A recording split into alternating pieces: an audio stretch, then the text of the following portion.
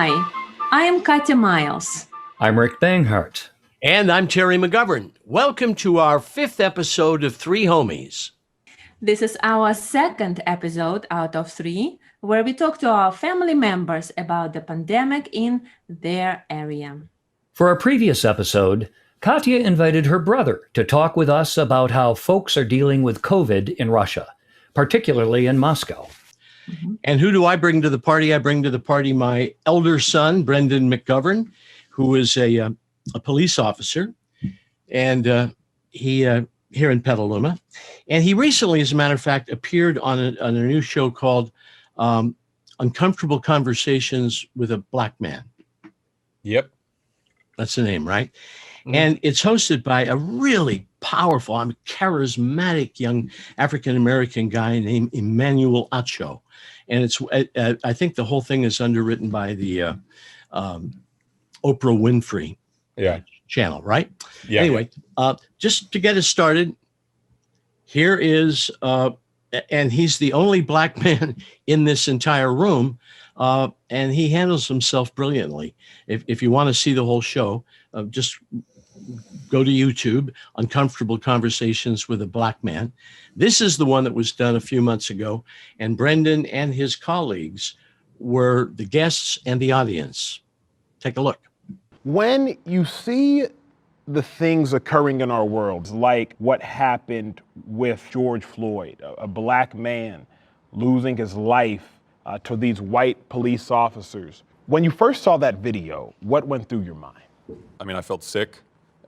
It's difficult to have to show up and know that we get paid to do this, and then having to see what people see on TV, and they don't necessarily see the person, they just see the uniform and they associate that with us. So every time I see something like that, I know that I'm about to get bombarded by phone calls and text messages about why did this happen, what's going on. How did you think overall feel about the whole show? Do you think it's a worthwhile endeavor? Yeah, I mean, for the times that we're in, and given the opportunity to speak, especially with that platform, knowing it was Oprah, knowing Emmanuel from seeing him previously playing in the NFL. I forgot to mention he was a former football player. Yeah, and that's how he makes a majority of his career now is on television, being a talking head for sports networks and stuff. So it was very entertaining. It was educational, I think, for both sides, both law enforcement and him and his core audience. So I can't. We recorded for 4 hours. You only get to see about 20 minutes of it. So sure, it leaves more questions for people than answers. But I feel like that's what he wanted. So yeah, it was very good. Yeah, well, he's a terrific guy. I mean, really inspirational young man. Okay, yeah. So how's Mary and the kids? COVID, they're fine. I mean, they're Mary's working from home. The kids are on Zoom school, so. And I haven't seen them in the flesh in quite a while. And you're only 5 miles away. Mm-hmm. Okay, so but the question we want to ask you and Katya's brother and Rick's son is, how are you dealing with COVID? And you, especially as a police officer, what's it like? Give us an average day you go out there. Yeah, I mean, it's added a new level of I don't know what you want to call it, protection, enforcement. I mean, we literally get calls for, there's 150 people at a softball game, and we get there and there's people wearing masks, there's people with it down below their nose or on their neck. It's just what happens. So I love the ones that let their nose hang out. That's everybody. They look and they kind of act like they're having a big nose hanging out. Yeah. I've got the mask. So it is we're educating, and we're hoping that, like everything we do, if we show up and they see us, that it at least maybe prevents them from doing it again, and it kind of clicks to, oh crap, I forgot about my mask. But that's good. That's a good reaction. That's a good. That's I like. But do you have any of the mask deniers? Yes. But we rarely. I mean, we only ever see the mask deniers at businesses, because that's where the issues come up. Is their refused service at like a Target or a Safeway because they're not wearing a mask. They think it's a constitutional issue. I know. And which, I mean, what people can have their own opinions, but in reality, they have the freedom to not wear their mask, but a business has the ability to stop them from providing a service, and they don't Which is understand also that. their constitutional right. Yeah, well, yeah, they're a private business. They have their own liability, and they'll lose their license if we violate them for allowing the people in, and they get it, but the people don't. So that's what we're up against primarily. And this is just a glimmer. He's my son, so I've been with him from the beginning when he first became a police officer. And I am always amazed at how matter of fact people are, blasé people are about having a police force to protect them. Yeah. Damn right. Yeah. Yeah, you guys work for it. No, it is such a freaking honor and privilege, and not everybody gets the same kind of police force. No, as you can unfortunately see play out in the news on a daily basis, is Yeah. that there's a big difference. You happen to belong to a very good one, Petaluma Police Department. I'm very proud of you. Yeah. And I should give a shout out to your brother real quick. Your brother is a nurse, an RN, works right down the street at the hospital. Yo, Anthony, you were going to say something, Katya. Yes, I wanted to see, what do you think, Brandon? Because you also had worked in troublesome area like Oakland. Yeah. Do you know how different 2020 was for them, for that area? Yeah, I mean, I still have friends in Oakland and Marin where I worked also. So it's when it's a city that big and the amount of calls for service that they have, COVID is an issue, but there is still crime. People still get robbed, stabbed, shot, mugged, and those take priority. And because they deal with the priorities first, the COVID complaints, if they happen to get to them, then they get to them. But I mean, they're pretty much, standard operating procedure. We're all wearing masks. They're wearing masks when you contact anybody. But their job, I mean, really hasn't changed all that much. Neither has ours, aside from the additional call volume of COVID concerns, which are concerns. But again, we deal with crime before we deal with this civil unrest. Right. So. Although, I mean, just want to say there is some rationale to somebody hitting 911. I know you get 911 calls that are totally bogus, and a lot of them. But there is something to be said for the fact that somebody's coming at you and isn't wearing a mask. That's a life-threatening situation. Maybe it is, once in a while there's a call for making that call. And that's not, I'm not trying to diminish that, the concern for COVID-19. No, I know obviously. you're not. But even at the outset of this, we actually had people who were spitting and sneezing on individuals who were calling them out. And we were actually charging them with crimes, for disturbing the peace, assault, battery is actually spitting at somebody or throwing water at somebody obviously seems very minimal. And most of the time it's like, why the hell do you do that? But technically under the criminal statutes, the elements are there for battery. So we can charge people with that. So we turned it out over to the courts, and I don't know how they ever turned out because but these are people who weaponize their sneezes.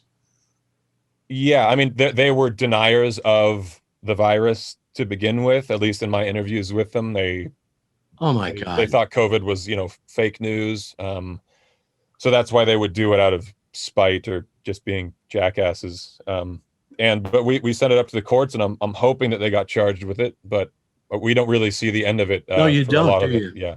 You're on, it's a new day and you're on to more of the same. Yeah. In the episode with Emmanuel, I noticed there were only like few women. Yeah. I'm curious if it was the right presentation of police force in the audience that we saw. And do you know if they have any kind of different challenges as being mothers and being women in such a high risk profession? In the 4 agencies I've worked for, women have really only been either 0% women or maybe like 10 to 15. I mean, maybe there's been 1 or 2 women on the workforce, and then they can either be in patrol or in detectives. Pretty much all of dispatch is female. And now the people that you saw in the video with Emmanuel were actually all, I think there might have been 3 in the audience. They weren't even police yet. They're just in training.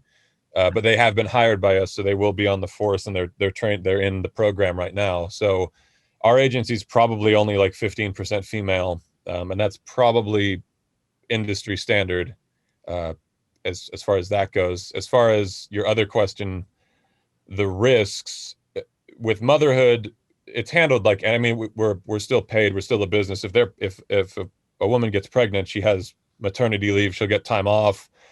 They'll put her on a different detail because obviously they don't want her to get into a physical altercation with somebody. So there's systems in place to protect them.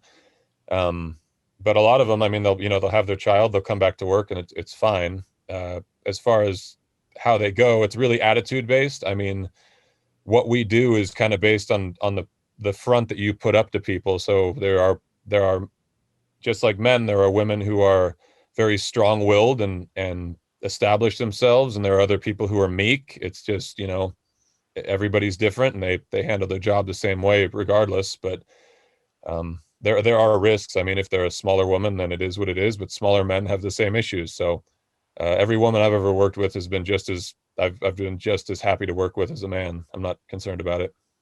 Well, that's what I wanted to ask. Are the tasks differentiated by gender?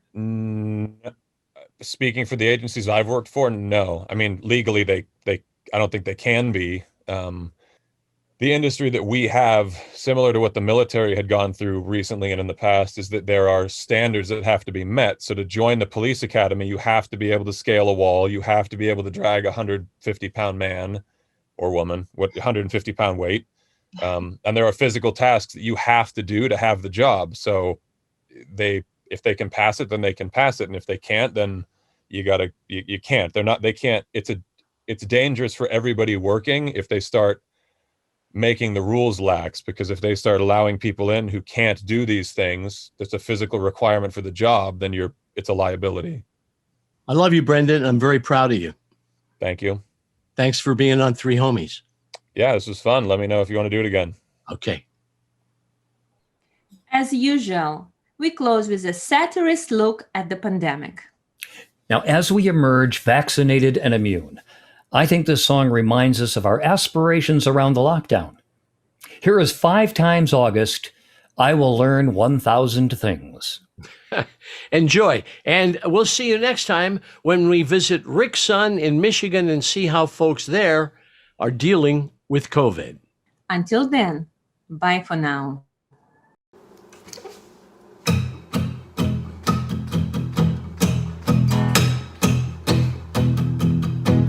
When I wake up, well, I know I'm gonna be here stuck inside this house with you. I can't go out, but I've got a lot of things that I could teach myself to do. Kids need a haircut, well, I guess that I could try and be the dad who gives a haircut to his kids. I'll learn a language, 'cause it's among the many things that I have on my bucket list. 'Cause I can't fly 500 miles, no, I can't walk outside my door. No, I will learn 1,000 things, and I will learn 1,000 more. I started sewing, so if you're running out of clothes, just let me know. I'll make a sweater just for you. I'm learning trumpet, I can only play one song. I play it wrong, but I will practice and get good. And now I garden, because I bought a lot of seeds, so many seeds that I will grow some food for you. And I'm a cook now, I'm collecting recipes from all my friends who post their dinner on Facebook. 'Cause I can't fly 500 miles, no, I can't walk outside my door. So I will learn 1,000 things, and I will learn 1,000 more. 'Cause I'm inside, I'm done driving to my work.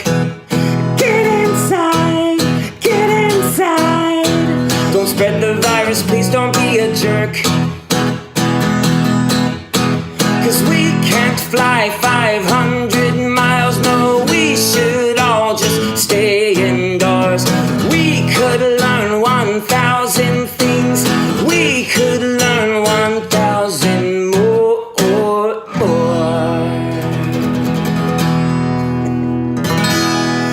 Go learn something new today.